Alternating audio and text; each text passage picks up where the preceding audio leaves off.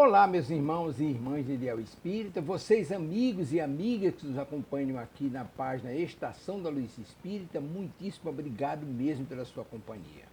A nossa página Estação da Luz Espírita não tem fins lucrativos, o objetivo é a divulgação da doutrina espírita. E é por isso que nós reunimos aqui esta sede de matérias espíritas para que possa atender às suas necessidades, estudo, lazer, pesquisa. Você encontra aqui na nossa página Estação da Luz Espírita os livros da codificação, obras suplementares, entrevistas, palestras e os programas da Web Rádio Estação da Luz de Natal e Web Rádio Cristo Consolador de São Paulo. Ou seja, um acervo que atenda às suas necessidades, sem fins lucrativos. O objetivo é a divulgação da doutrina espírita. E agora eu convido você para nos acompanhar na reprodução de mais esse trabalho imperdível. Muito obrigado mesmo pela sua companhia e vamos juntos!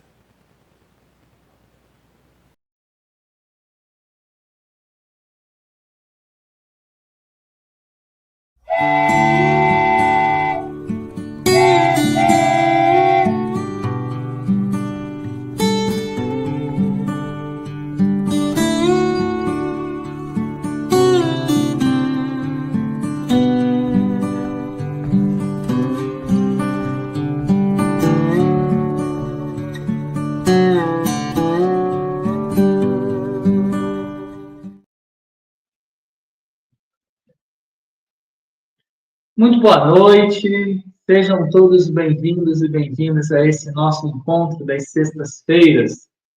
Rogamos sempre que Jesus nos abençoe, nos ampare, nos inspire, para que a gente possa passar aqui momentos agradáveis e tentar conversar um pouquinho, pontuar algumas ideias sobre a doutrina espírita. Maravilha! Alô, minha irmã, alô, meu irmão, alô, você! Que maravilha estarmos juntos para embarcarmos nesse trenzinho simpático, cujo motorista é um motorista muito especial. É Jesus que nos convida para a Estação da Luz. Boa noite a todos, que possamos estar Bem sintonizados. bem sintonizados, bem focados, né, no estudo de hoje, e que Jesus possa nos abençoar, nos proteger e iluminar nossas mentes para que o estudo seja bem esclarecedor a todos. Beleza, Rita, nós temos umas perguntas e uma interessante, Odila, é de Piracicaba. Você viu que Piracicaba gosta de participar mesmo, né? É verdade. E isso é muito bom, né? Como que chama o rapaz? Saulo Matias, de Vila Sônia, Piracicaba, São Paulo. Isso. Ele pergunta, na visão espírita, como ocorrer a morte do corpo e desligamento do espírito? Como é o passo a passo? Então, Saulo, esse desligamento depende de cada um. É como diz aí o ditado, cada cabeça uma sentença. Então, é tudo de acordo com cada um de nós. Então, nós vamos encontrar ainda nos cemitérios muitas pessoas que já morreram, mas não desencarnaram. Continuam ali, ainda presos à matéria. Um caso, assim, excepcional que eu conheço é do doutor Adolfo Bezerra de Menezes, que quando desencarnou, ou vamos dizer, quando o corpo morreu, com menos de 30 horas, ele deu uma comunicação lá na Federação Espírita Brasileira através do médium Frederico Figner. Mas a maioria de nós demora mais tempo, porque nós ainda guardamos uma paixão muito grande pela matéria, né? Nós somos ainda apaixonados por nós mesmos, né? Pelo nosso corpo, pelas nossas roupas, pelo nosso carro, pela nossa casa. Quantas pessoas passam, às vezes, séculos presos dentro de uma casa? Aí o pessoal até diz assim, casa mal assombrada, né, irmão? É verdade. Porque são tantas as ocorrências, e a pessoa fica lá, mas não fica inativa, e está sempre fazendo alguma coisa. E, às vezes, né, tem situações tão graves, por exemplo, a gente vai lembrar que ainda outro dia mesmo, a escravatura estava aqui. E muitos daqueles que morriam no período da escravatura, às vezes se manifestavam nessas casas antigas de fazenda, puxando corrente e batendo sino, e uma série de manifestações. Então, por isso, o morrer e desencarnar é diferente. A gente vê, por exemplo, no livro que nós vamos estudar, O Brilho da Vida Eterna, o desencarne do Dimas. Então, o André acompanha o cerimonial, aquela procissão, até o cemitério. E chega lá, o André vai identificar um indivíduo que estava sentado em cima da cova, né? Vamos dizer assim, mas ligado do alto da sua cabeça, descia um cordão que ligava lá embaixo no cadáver. E ele gritava desesperado, socorro, polícia, estão roubando meu dinheiro. Então, era um caso sério. Mas também a gente vê as pessoas, por exemplo, que trazem muitas culpas, que trazem a consciência de culpa, elas custam para se desprender. É muito complicado, muito doloroso o processo. Vamos para outra? Sim. É o mesmo rapaz. Ah, sim, é o Salmo. Quais são os atos e ações que faço durante a vida que me levaram para um grau ou para uma colônia espiritual? Perfeito. Ô, Salmo, é interessante a sua pergunta, porque vamos dizer o seguinte, vamos repetir o velho refrão do budismo, tão famoso no discurso de Siddhartha Gautama, na cidade de Benares, quando ele estabeleceu um roteiro para essas aquisições. Então, dizia o Buda, uma consciência reta, um coração amoroso e mãos que trabalham. Essa é a receita. Agora, veja bem, o coração amoroso é algo assim desafiador. Lembra do Sermão da Montanha, quando Jesus disse, ouviste o que foi dito, amarás o teu próximo e odiarás o teu inimigo. Eu, porém, vos digo, amai os vossos inimigos, orai pelos que vos perseguem e vos caluniam. Então, gente, a gente chegar a essa condição de amar os nossos inimigos é realmente desafiador.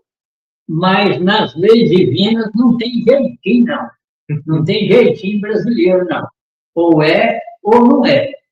Então, o indivíduo tem que, vamos dizer assim, dobrar a serviço e atender à intimação de Jesus Cristo. O interessante de tudo isso, né, também, Sim. Eu, por exemplo, observo muito a disposição dos textos e dos conceitos dos livros. Eu observo muito essa construção das obras literárias. No Evangelho segundo o Espiritismo, o capítulo que Kardec coloca a fala de Jesus sobre amar ao próximo como a si mesmo é o capítulo 11. Mas, baseado nisso que Buda já tinha dito e que o Levino trouxe aqui para nós, e lembrou também de Jesus, quando ele falou que a gente tem que, para ter um coração puro, a gente tem que amar os inimigos. Jesus sabia que quando ele nos disse que nós devemos amar o nosso próximo como a nós mesmos, nós temos uma lista, uma planilha de nomes que nós excluímos dos nossos próximos.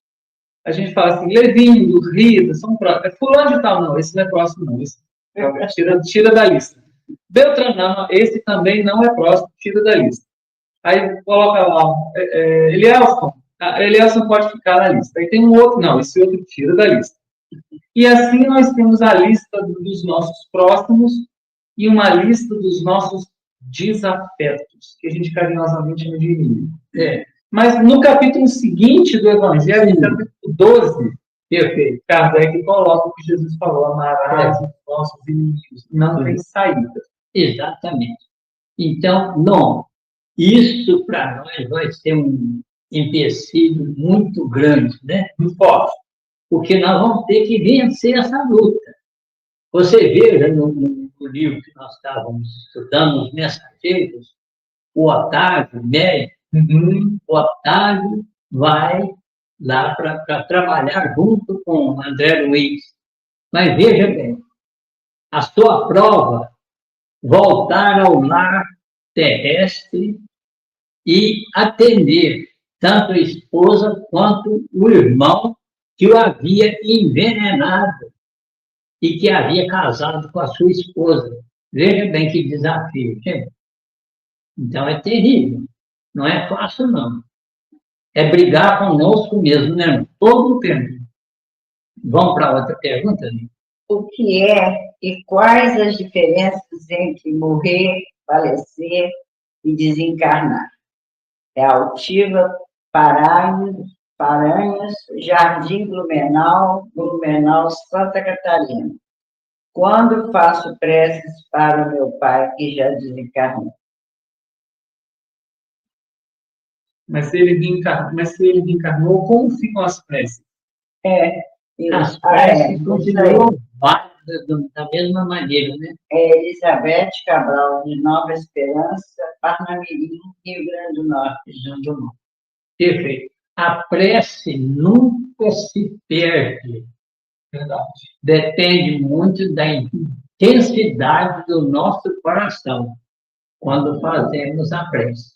No mundo espiritual, a nossa identidade ou o nosso CPF independe de corpo físico. Sim, nem de sexo. Né? Nem de sexo.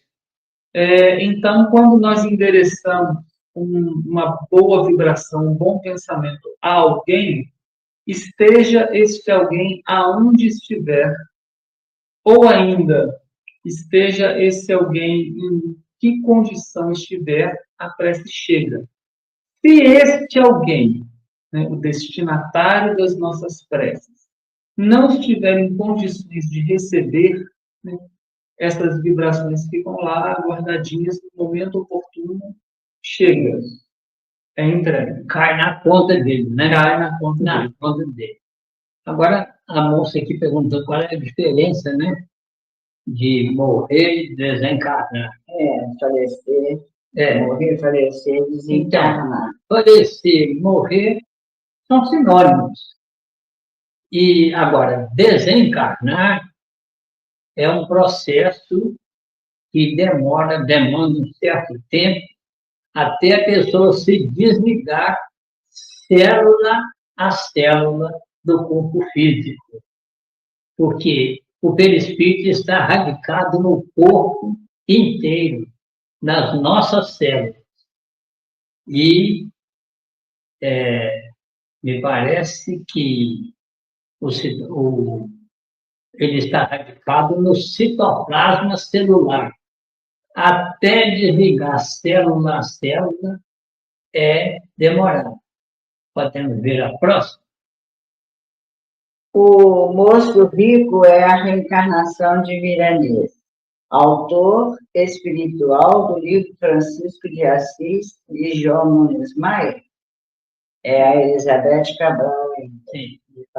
Isso aí, na realidade, eu não sei. Eu pessoalmente desconheço essa informação. Exatamente, eu também. Porque é muito difícil a gente identificar alguém reencarnado aqui na Terra, né? Porque ele é revestido de esquecimentos, e nós também, que é justamente para não prejudicar o andamento deste irmão na nova oportunidade. Aí eu estava até falando com o Odilon, que há pouco tempo fomos a uma cidade vizinha fazer uma palestra, e lá identifiquei uma pessoa com mal de Lázaro. Eu ia até fazer uma citação sobre o mal de Lázaro, mas com a presença dessa pessoa, aí eu renunciei à citação, né? Para evitar qualquer sensível ali. Exatamente, qualquer sensibilidade.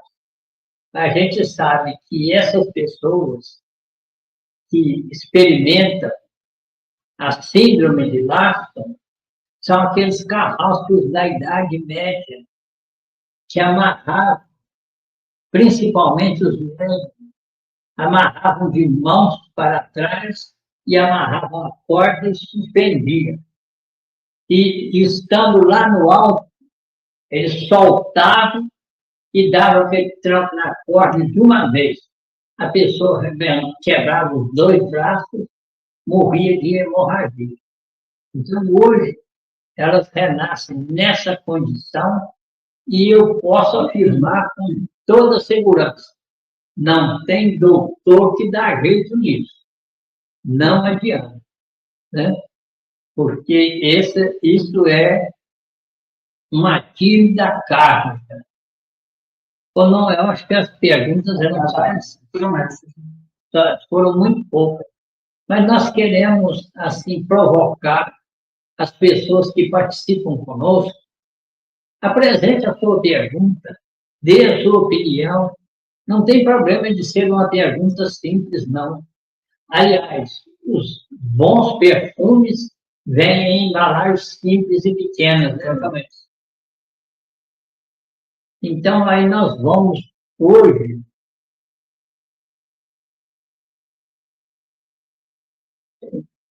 nós íamos passar para outro capítulo, mas, Eu acho que sim. em virtude das perguntas, nós resolvemos, então, voltar ao capítulo 50 dos Mensageiros, a desencarnação de Fernando, porque isso é muito importante para todos nós. Então, filhinho, vamos. Quando Aniceto retirou a destra da minha fronte, perdi a possibilidade de prosseguir nas observações do infinitesimal, no infinitesimal. Só um minutinho. Então, quem sustentava a visão dele era o Aniceto. Era uma visão meio que microscópica. Microscópica, exatamente. Então, não, eu gostaria de aproveitar a oportunidade para fazer um comentário sobre a face oculta da medicina. O Paulo César Frutuoso, exatamente. Então, o Paulo César, lá na sua cadeira, né? E ao lado dele, um espírito materializado e teletransportado, conforme ele diz. Teletransportado porque vem para a nossa dimensão. E então, em dado momento, houve a oportunidade para a pergunta. Então, Paulo César pergunta para ele: Frederico, como é que você identifica o tecido cancerígeno, doente? E o Frederico responde: eu reconheço pela cor e pela vibração. Mas o Paulo César é um curioso tremendo. Aliás, isso é muito bom para nós, né? De fato. Porque ele vai perguntar ao Frederico: mas Frederico, você enxerga as células? E o Frederico naturalmente enxerga. E você vê, o Paulo César ficou muito admirado dele responder com essa facilidade. Enxerga, sim. Mas você enxerga as organelas da célula, ou seja, as mitocôndrias, o complexo de Golgi? Enxerga. E o Paulo César volta a perguntar a ele: escute, você enxerga os átomos? Aí o que ele respondeu? Veja bem, o que é muito interessante. Eu ainda não. mas acima de mim tem muitos que enxergam. Deve ser o caso do Aniceto, né?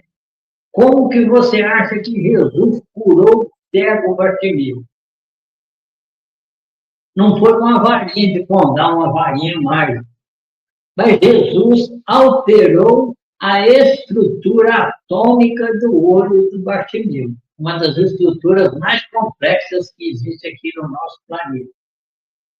Em uma outra passagem, o apóstolo João narra que Jesus cuspiu no chão, fez um lodo, um barro, e passou sobre o olho de outra pessoa. Gente, na realidade, os apóstolos não entendiam absolutamente nada do que Jesus fazia. Aquilo ele não cuspiu no chão, aquilo era o ectoplasma do Cristo, que ele juntou com elementos minerais do solo para, então, alterar a estrutura atômica do olho. Veja bem, é tudo dentro da lógica, gente. Não existe assim um milagre, não existe uma coisa assim que o pó de pilim-dim-dim não existe, né, não? Existe aquilo que a gente ainda não conhece. Não conhece, exatamente. E, a título de curiosidade, sobre aquilo que o Frederic Valenstein fala com Paulo César Frutuoso, que ele identifica as células cancerosas pela vibração, isso já está sendo traduzido pela medicina de uma forma mais materializada.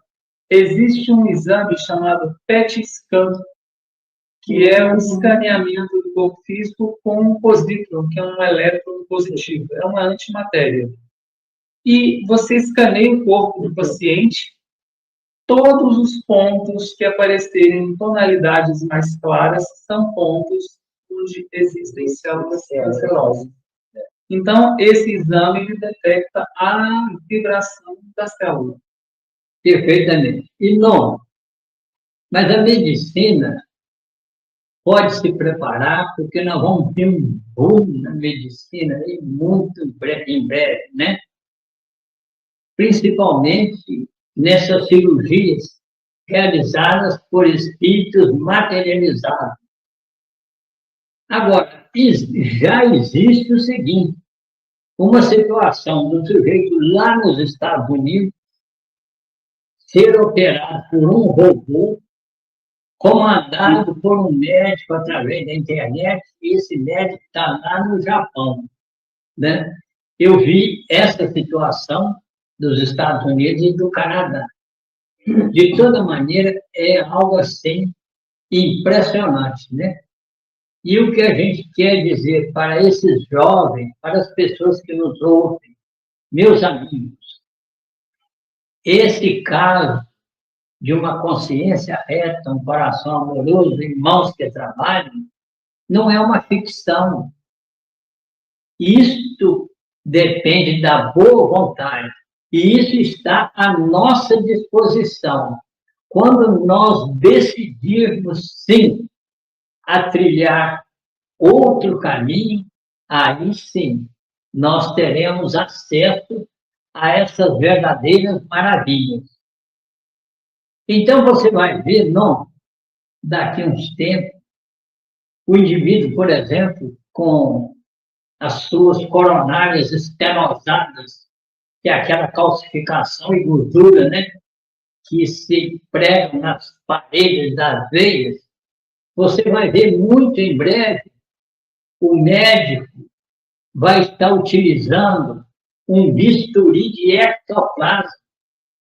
E com esse bisturi, ele vai ter acesso ao coração e vai desmaterializar esse material e vai materializar novamente cá fora. Você veja hoje, por exemplo, uma situação de grande dor, de grande sofrimento e de muitos desencargos, é a questão da fratura de fêmur, né? Aí o médico, recebendo o paciente lá no seu consultório, com o bastão de ectoplasma, ele vai ter acesso ao osso, vai fazer a junção dos ossos e aplicar a supercola de ectoplasma, e o indivíduo vai sair lá do consultório caminhando normalmente. Gente, vocês se preparem, porque isso vai acontecer, né? Vai acontecer, nós não tenhamos dúvida disso. E você está, assim, à sua disposição, você tomar a decisão de participar desse novo tempo ou de ficar no comodismo, né? Eu, por exemplo, ainda sou muito acomodado. O Elielson está postando ali para a gente na tela, que tem pergunta lá, mas a gente está fazendo a transmissão aqui de um celular, então fica complicado para a gente ler ali as letrinhas pequenas. Mas na próxima reunião a gente vai ter essa pergunta já digitada aqui no computador e a gente vai conversar sobre ela. Exatamente. Então, gente, vamos prosseguir lá na leitura? Vamos prosseguir na leitura. Nós resolvemos abordar novamente esse capítulo 50 dos Mensageiros, porque exatamente cada pergunta, né? Tem muitas perguntas que envolvem o tema desencarnação. Exatamente. A desencarnação de Fernando. Então, minha visão abrangia minúcias muito importantes ao interesse comum. Entretanto, estava longe daquele poder de apreensão que me transmitira o mentor amigo ao contato do seu elevado potencial magnético. Perfeito. Mas então, gente, só para esclarecer, hoje nós temos microscópio que consegue enxergar os átomos. É o microscópio de tunelamento, né? O microscópio quântico. Então, vocês vão perceber que nós não estamos sonhando acordados. É uma realidade que está muito próxima de nós. O que precisa é a nossa boa vontade, né? E estudar no caso também, né? Estudar principalmente química, física e bioquímica. Mas meter a cara mesmo. Você vê aquela bioquímica norte-americana, a doutora Candace Peck, ela vai detectar que as nossas células têm receptores das nossas emoções. E ela escreveu um livro muito interessante chamado Moléculas da Emoção, citado pela doutora Marlene Noll. A doutora Marlene Noll também era mais, né? Não, continua. E continua, exatamente. Que ela desencarnou, mas continua. Em breve, nós vamos receber outros livros da doutora Marlene Noll. Agora, aqui nesse livro, o André não fala, né, o que ele estava vendo, né? Teria sido interessante, né, irmão? Você dissesse, estou enxergando os átomos ou estou enxergando a molécula. Aliás, aqui no planeta já se faz desmaterialização e transporte de matéria, né? Sim, são experiências que foram feitas com fótons, que são elementos corpusculares da luz. Exatamente, exatamente. E é principalmente na Itália e no Japão. Gente, nós não estamos muito longe, não. Passa a mão no livro e estuda mesmo, viu? Esquece do descanso. Centralizando minhas energias visuais, analisava ainda o sistema ósseo, o sangue, os tecidos, os humores, mas aquelas batalhas microscópicas haviam desaparecido como por encanto. De qualquer modo, porém, minha surpresa era enorme, porque agora identificava em mim mesmo a potencialidade do raio-x. Perfeito? A potencialidade do raio-x. E isso está à sua disposição. É para provocar mesmo. Aniceto, depois de proporcionar a Vicente o mesmo estudo, movimentava providências novas. No aposento conservava-se determinado número de parentes aflitos. Um médico encarnado examinava o moribundo com atenção. Foi aí que as duas entidades que se mantinham no quarto e que apenas nos haviam dispensado a usual saudação, se aproximaram do nosso instrutor, solicitando-lhe uma cooperação mais energética.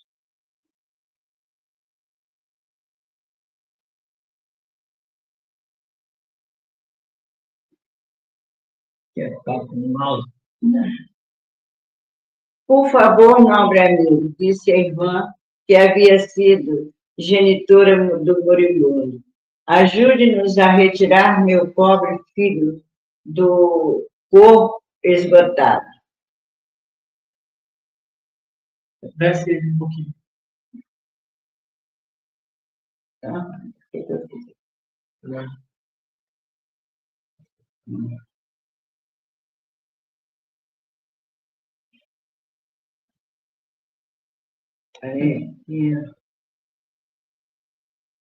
Há muitas horas estamos à espera de alguém que nos possa auxiliar neste trânsito.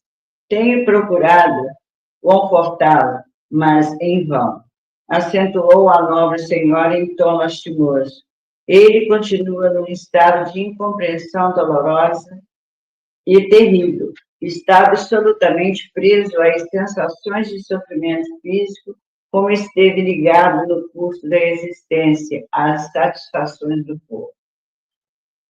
Então, vocês observam que a mãe vem receber, né?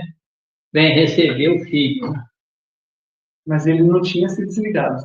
Não tinha se desligado, porque ele ainda tinha se entregue muito às sensações baixas, né? Do corpo físico. Aniceto concordou, acrescentando: notam-se, de fato, grandes lacunas na expressão mental do moribundo.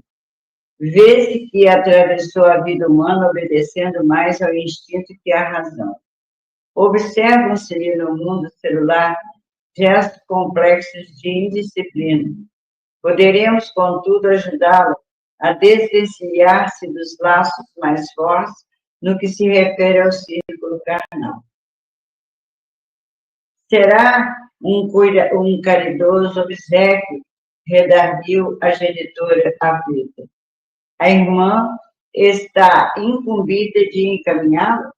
Perguntou o instrutor, compreendendo a magnitude da tarefa. Precisamos ponderar quanto a isso, porque o desprendimento integral se verificará dentro de poucos minutos. Ela esboçou um gesto triste e respondeu: desejaria sacrificar-me ainda um pouco por meu desventurado Fernando, mas apenas obtive permissão para socorrer-lhe nos seus últimos instantes. Meus superiores prometem ajudá-lo, mas aconselharam-me a deixá-lo entregue a si mesmo durante algum tempo. Fernando precisa reconsiderar o passado, identificar os valores que, infelizmente, desprezou. As lágrimas e os remorsos na solidão do arrependimento serão portadores de calma ao seu espírito irrefletido. Grande é o meu desejo de conchegá-lo ao coração, regressando aos dias que já se foram. Todavia, não posso prejudicar com a minha ternura materna a marcha do serviço divino. Fernando, em verdade, é filho do meu afeto. Contudo, tanto ele como eu temos contas com a justiça do Eterno. E no que respeita a mim, estou cansada de agravar os meus débitos. Não devo contrariar os desígnios de Deus. A esta altura do diálogo, interveio o clínico espiritual que nos encaminhara até ali, informando o atencioso. Nossa amiga tem razão. Fernando não poderá acompanhá-la, mas tão nobre tem sido a intercessão materna que tenho instruções para conduzi-lo a lugar seguro. a uma casa de socorro, onde poderá colher o melhor proveito do sofrimento, porquanto será asilado em zona vibratória inacessível às influências inferiores e criminosas, embora situado em regiões baixas. Já sei, murmurou Aniceto com grave tom, trata-se de medida muito acertada. Em seguida, acentuou como quem não tinha tempo a perder. A aflição dos familiares encarnados aqui presentes poderá dificultar-nos a ação. Observem como todos eles emitem recursos magnéticos em benefício do moribundo. Mas só um minutinho. Então, vocês vejam bem essa observação muito importante, né? Porque o Fernando está na iminência de desencarnar, mas os familiares encarnados Não deixam. montam uma teia fluídica de sustentação, né? Não deixam o desencarno ocorrer naturalmente. E isso representa sofrimento para o espírito. E é importante essa observação, porque a gente está cansado de ver isso acontecendo nos hospitais, principalmente, né? A família, como que trava o indivíduo, não deixa de desencarnar. É interessante que no livro dos Espíritos, Kardec fala sobre aquela melhora que existe antes da morte. Isso. O indivíduo vem em estado gravíssimo, dá uma melhorada do nada, aí a família relaxa e eles ficam. Essa melhora é para afastar a família no sentido de evitar aquelas vibrações que o prendem ali ao local. Exatamente. De fato, uma rede de fios cinzentos e fracamente iluminados parecia ligar os parentes ao enfermo quase morto. Tais socorro, tornou Aniceto, são agora inúteis para devolver-lhe o equilíbrio orgânico. Precisamos neutralizar essas forças emitidas pela inquietação, proporcionando, antes de tudo, a possível serenidade à família. E, aproximando-se ainda mais do agonizante, tomou a atitude do magnetizador, exclamando: modifiquemos o quadro do coma. Após alguns minutos em que nosso mentor operava, secundado pelo nosso respeitoso silêncio, ouvimos o médico encarnado anunciar aos parentes do moribundo: melhoram os prognósticos. A pulsação, inexplicavelmente, está quase normal. A respiração tende a acalmar. 3 senhoras suspiraram aliviadas. Dona Amanda dirigiu-se o assistente à esposa do moribundo. Convém que vá repousar, levando as suas cunhadas. O senhor Fernando está muito tranquilo e a situação é francamente favorável. Ficaremos velando o senhor Januário e eu. Então, perceberam, gente? Então, eis que, de repente, né, o Fernando tem uma melhora inexplicável, constatada até pelo médico. É quando o pessoal vai descansar, conforme você falou. Não? Sai para descansar, As senhoras e mais 2 cavalheiros que se prontificavam a retirar agradeceram satisfeitos e comovidos. Permaneceram no aposento somente o médico e um irmão do agonizante. A melhora súbita tranquilizara a todos, e aos poucos os fios cinzentos que se ligavam ao enfermo desapareceram sem deixar vestígio. Abramos a janela, disse o médico satisfeito. O ar talvez acelere as melhoras do nosso amigo. O senhor Januário atendeu abrindo a ampla vidraça. Fundamente espantado, reparei que 3 rostos horríveis pela expressão diabólica surgiram de repente no peitoril e interrogaram em voz alta. Como é? Fernando vem ou não vem? Ninguém respondeu. Notei, porém, que Aniceto lhes dirigiu significativo olhar, compelindo-os tão só com essa medida a desaparecer. Meia hora passou, dentro da qual o médico e o senhor Januário, quase despreocupados do agonizante, pelas melhorias havidas, encetaram uma conversação animada relativamente a problemas do mundo. Aproveitou Aniceto a serenidade ambiente e começou a retirar o corpo espiritual de Fernando, desligando dos despojos, reparando eu iniciar a operação pelos calcanhares, terminando na cabeça, a qual, por fim, parecia estar preso moribundo por extenso cordão, tal como se dá com os nascituros terrenos. Aniceto cortou com um esforço. O corpo de Fernando deu uma estremeção, chamando o médico humano ao novo quadro. A operação não fora curta e fácil. Demorara-se longos minutos, durante os quais viu o nosso instrutor empregar todo o cabedal de sua atenção e talvez de suas energias magnéticas. Era o processo desencarnatório do Fernando. Exatamente. Normalmente, o último laço fluídico a ser cortado ou a ser desligado é aquele laço fluídico que tem, para o indivíduo que está desencarnando, a expressão mais significativa. Tem pessoas que, por conta de questões de afetos, o laço cardíaco é o mais difícil de ser desligado.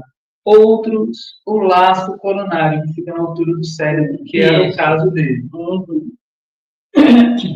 A família do morto, informada pelo senhor Januário, aflita, penetrou no quarto ruidosamente. A genitora do desencarnado, porém, auxiliada por Aniceto pelo facultativo espiritual que nos levara até ali, prestou ao filho os socorros necessários. Daí, a instantes, enquanto a família terrena se debruçava em pranto sobre o cadáver, a pequena expedição, constituída por 3 entidades, as 2 senhoras e o clínico, saía conduzindo o desencarnado ao Instituto de Assistência, reparando eu, contudo, que não saíam utilizando a validação, mas caminhando como simples mortais. Porque o Fernando ainda não estava habituado àquela condição de desencarnação. Sim. E vocês dizem ali também está uma equipe médica, né? Sentia-me fortemente impressionado. Intrigava-me, sobretudo, o aparecimento daqueles rostos satânicos quando se abrir a janela. Por que semelhante menosprezo a um agonizante? Retirando-nos da residência, o instrutor me fitou atento e, antes que formulasse qualquer pergunta, esclareceu. Não se preocupe tanto, André, com os vagabundos que esperavam nosso irmão infeliz. Só não penetraram na câmara de dor porque a nova presença maternal impedia tal assédio. E depois de calar-se por momentos, acrescentou: cada criatura na vida cultiva as afeições que prefere. Fernando estimava os companheiros desregrados.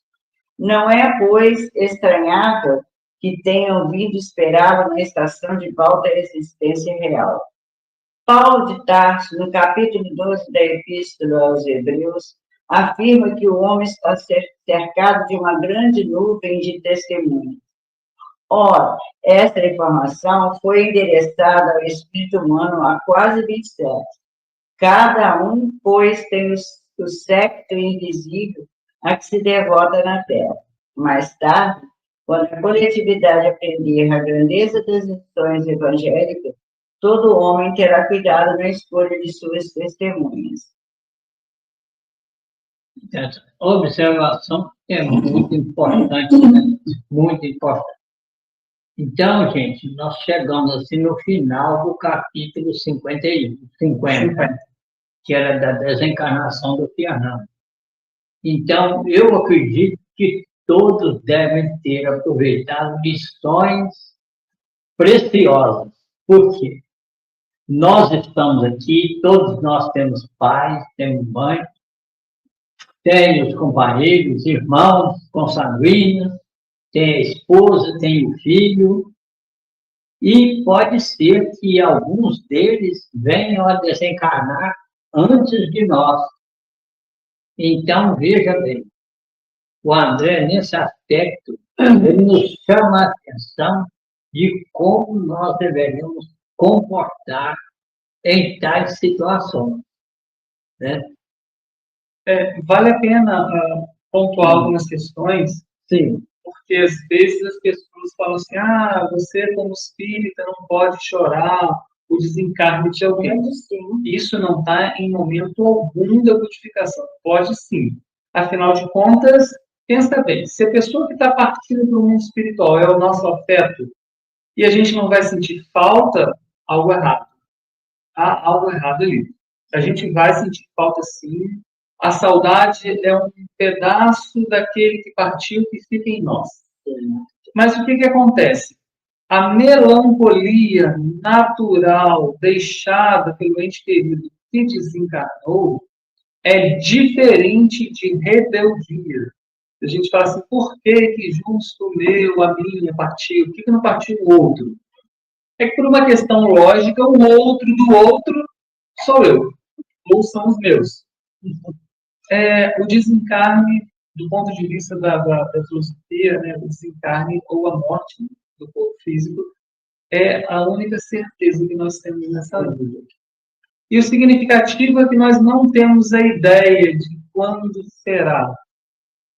Alguns pressentem, outros não, mas o importante de tudo isso é sabermos conduzir a nossa vida com leveza, com alegria e com aqueles 3 pontos, né, citados por Buda que o Levindo trouxe para a gente. Isso faz da vida algo diferenciado. Agora, uma curiosidade, para todos nós que não temos a menor pressa de desencarnar, como permanecermos mais tempo na Terra? E a resposta existe, e é simples. Às vezes não é fácil de executar, mas é simples. Além das questões da vida saudável, o mais importante do ponto de vista espiritual é sermos essenciais ao próximo. O que a gente faz pelo próximo que é extremamente importante para esse próximo, ao ponto da espiritualidade virar e dizer, não podemos tirar ele dali não, porque ele faz falta. exatamente, não. E é preocupante quando a gente percebe que a gente não faz falta para ninguém. A nossa vida, então, caminha numa inutilidade muito ruim. Porque na inutilidade, a espiritualidade olha e fala, não estou fazendo nada, traz de uma vez. Traz de uma vez. Fez embora. É verdade. Então, a gente tem que ser útil às pessoas. Não, uma coisa bem interessante também é uma conceituação sobre o amor. Lá na TV Zoom, eles me fizeram essa pergunta. O que era o amor? Aí tinha aquele tempo tão curtinho, né, para responder. E aí nós lembramos de Madre Teresa de Calcutá. Tinha um sujeito, um capitão de indústria da Inglaterra, muito rico, e ele guardava a intenção de visitar a Madre Teresa de Calcutá. E ele alimentou essa esperança durante um tempo bem considerável. Até que chegou um dia que ele foi a Calcutá. E quando ele chega lá no convento, Madre Teresa estava dando banho em um homem coberto de feridas. Ele levou um choque tão grande que ele não conteve as palavras. Falou assim, Madre, a senhora é louca. Porque eu, nem por 1 milhão de euros, eu não dou banho em um homem desse. E a Madre Teresa sorriu diante da ingenuidade dele e disse, meu filho, mas eu também, por essa mixaria, não dou banho em ninguém também, não. Eu só dou por amor. Então, aí a gente vai ter um conceito do que é o amor, né?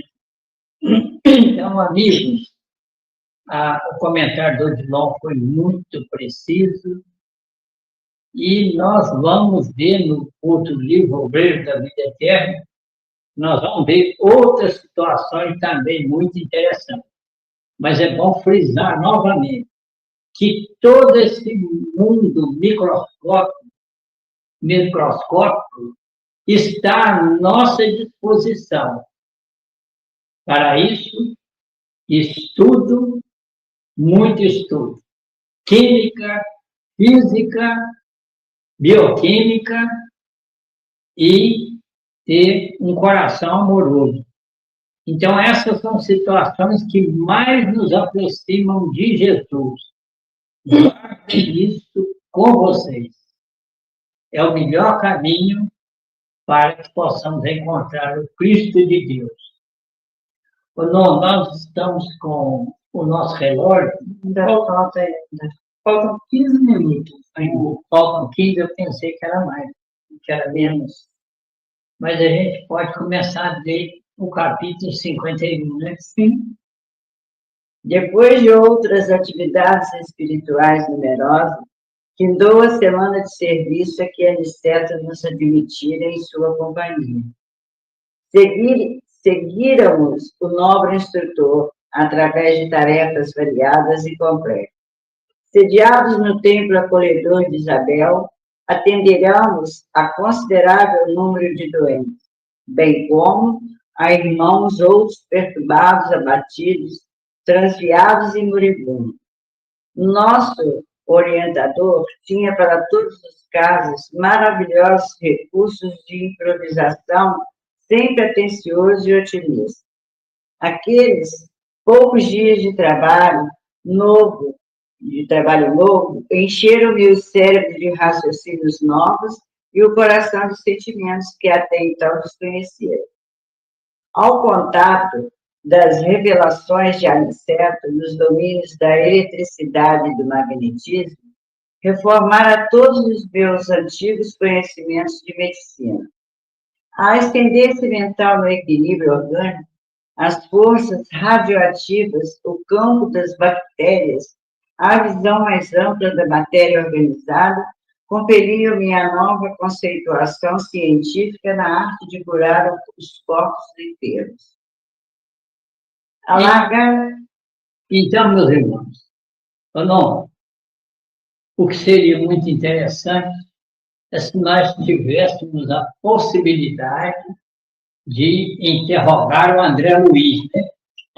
Porque a gente queria saber tanta coisa, mas vamos devagar, né?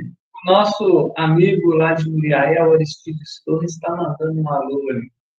Olha só, Aristides é um amigão, né? O livrinho, seu livrinho, Aristides, está aqui, na mão do Odilon. Então, vamos ler mais um pedacinho, né? Alargara-se, sobretudo em minha alma, o entendimento acerca do médico divino e restabelece a saúde do espírito imortal. A claridade extensa que me felicitava agora o espírito fornecia mais largo conhecimento de Jesus. Compreendi, então, que a fé não constitui uma afirmativa de lados, nem uma adesão de ordem estatística. Procurá-la ia em vão na esfera sectária das disputas vulgares, nos cultos exteriores alterados todos os dias. Era, sim, uma fonte d'água viva, nascendo espontaneamente em minha alma. Traduzia-se em reverência profunda, aliada ao mais alto conceito de serviço e responsabilidade diante das sublimes concessões do Eterno Pai. Encontraram um tesouro inacessível, a destruição e um bem intransferível por nascido e consolidado em mim mesmo. Só um minutinho, por favor. Então, vocês ouviram que o André citou novamente a Dona Isabel. A Dona Isabel é uma referência porque a Dona Isabel cultiva em seu lar o culto do Evangelho no lar. E não pense, amigos, que é só no lar de Dona Isabel, mas no seu lar também. Quando você reúne a família para o culto do Evangelho, espíritos amigos diversos vêm tomar parte. E você não sabe a quantidade de recursos que são gerados para socorrer os sofredores, não é não?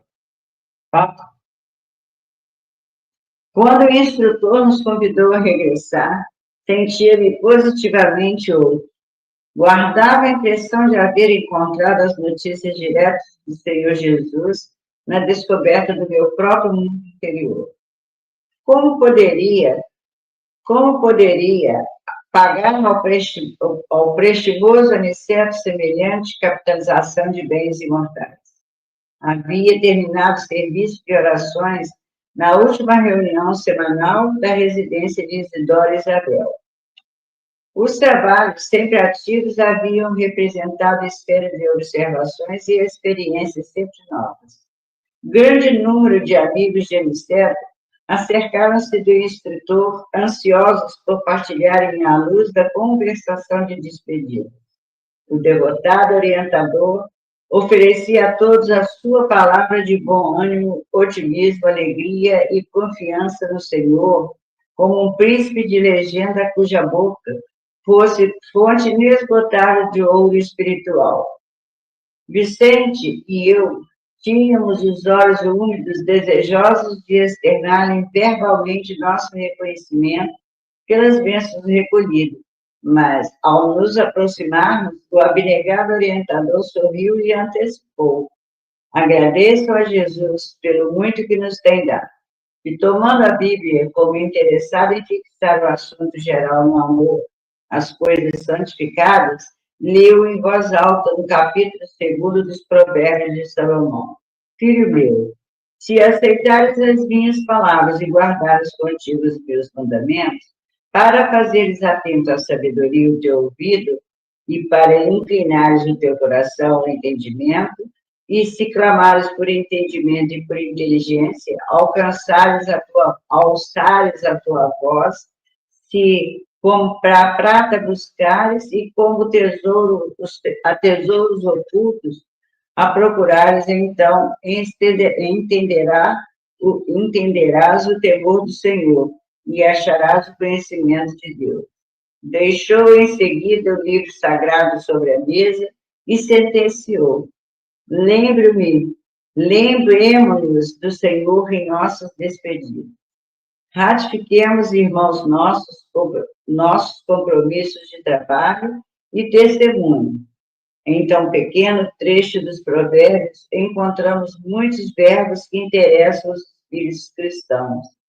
A aceitar os mandamentos divinos e guardá-los, tornar no ouvido atento e o coração esclarecido, pedir entendimento e inteligência, alçando a voz acima dos objetivos inferiores, buscar os tesouros do Cristo e procurar-lhe o programa de serviço, representa o esforço nobre daquele que, de fato, deseja a divina sabedoria. Não esqueçamos esses deveres. Como a pausa se fizesse mais longa, um irmão rogou ao querido amigo prosseguisse na interpretação do texto, mas Aniceto replicou em tom fraternal: por agora, meu irmão, não é mais possível. Outras obrigações nos chamam de longe. E, dirigindo-se particularmente a Vicente e a mim, acentuou: já que voltaremos pela estrada comum, poderemos esperar por nossa amiga Isabel para apresentar nossos agradecimentos e despedida. Daí, a momentos, a nova companheira de Isidoro, abandonando o corpo ao repouso do sono, veio até nós, junto do esposo espiritual, atendendo ao convite mental do nosso dedicado orientador. Aniceto exprimiu-lhe profundo reconhecimento, falou-lhe da nossa alegria, das oportunidades santas do serviço que a bondade divina nos havia proporcionado. Dona Isabel agradeceu comovidamente, deixando transparecer as lágrimas da gratidão que lhe dominavam o espírito. Nobre Aniceto disse, enxugando os olhos: se for possível, voltai sempre ao nosso modesto lar. Ensinai-me a paciência e a coragem, generoso amigo. Quando puderdes, não me deixeis transviar nos deveres de mãe, tão difíceis de cumprir na carne, onde os interesses menos dignos se entrechocam com violência. Amparai-me às obrigações de serva do Evangelho de nosso Senhor. Por vezes, profundas saudades da família espiritual me dilaceram o coração. Desejaria arrebatar meus filhos à esfera superior, incliná-los ao bem para que a nossa união divina não tarde nos planos mais altos da vida.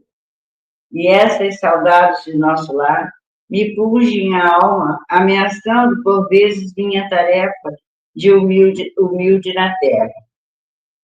Nobre Aniceto, não vos esqueçais dessa amiga pobre e perfeita. Sei que Isidoro me segue passo a passo, mas ele e eu precisamos de amigos fortes na fé, como vós, que nos reavivem o bom ânimo na jornada dos deveres cristãos. A irmã Isabel não pôde continuar, porque o pranto lhe embargara a voz. Aniceto, de olhos brilhantes e serenos, enlaçou-a como pai e falou brandamente. Isabel, segue em teus testemunhos e não temas. Estaremos contigo agora e sempre. Muitas criaturas admiráveis tiveram a tarefa, mas não esqueçamos, filha, que Jesus teve a tarefa e o sacrifício do mundo. Não nos faltará no caminho redentor o terno cuidado do guia vigilante. Tem bom ânimo e caminha. Em seguida, olhando-nos a todos de frente, o nobre amigo exclamou: agora, irmãos, auxiliem-me a orar. E conservando Isabel e Isidoro unidos ao seu coração, Aniceto fixou os olhos no alto e falou com sublime beleza: Senhor, ensina-nos a receber as bênçãos do serviço. Ainda não sabemos, amado Jesus, compreender a extensão do trabalho que nos confiaste. Permite, Senhor, possamos formar em nossa alma a convicção de que a obra do mundo te pertence, a fim de que a vaidade não se insinue em nossos corações com as aparências do bem. Dai-nos, Mestre, o espírito de consagração aos nossos deveres e desapego aos resultados que pertencem ao teu amor. Ensina-nos a agir sem as algemas das paixões, para que reconheçamos os teus santos objetivos. Senhor amorável, ajuda-nos a ser teus leais servidores. Amoroso, concede-nos ainda as tuas lições. Juiz reto, conduze-nos aos caminhos direitos. Médico sublime, restaura-nos a saúde. Pastor compassivo, guia-nos à frente das águas vivas. Engenheiro sábio, dá-nos teu roteiro. Administrador generoso, inspira-nos a tarefa. Semeador do bem, ensina-nos a cultivar o campo de nossas almas. Carpinteiro divino, auxilia-nos a construir nossa casa eterna. Oleiro cuidadoso, corrige-nos o vaso do coração. Amigo desvelado, sei indulgente, ainda para com as nossas fraquezas. Príncipe da paz, compadece-te de nosso espírito frágil. Abre nossos olhos e mostra-nos a estrada do teu reino. Aniceto calou-se comovido e de olhos úmidos, contendo a custo as lágrimas do meu reconhecimento. Incorporei-me à nobre caravana que seguiria conosco de regresso a nosso lar. Essa prece, ela encerra a nossa conversa de hoje. Isso, por em cima. E é mais um chamamento aos irmãos que estão participando conosco, né?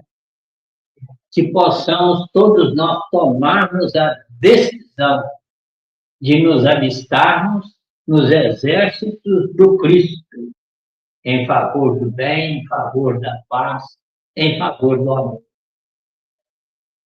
Uma boa noite para todos nós.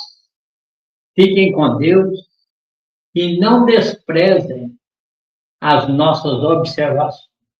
Que Deus abençoe a todos. Não.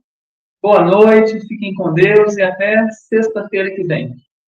Boa noite, um ótimo fim de semana para todos nós.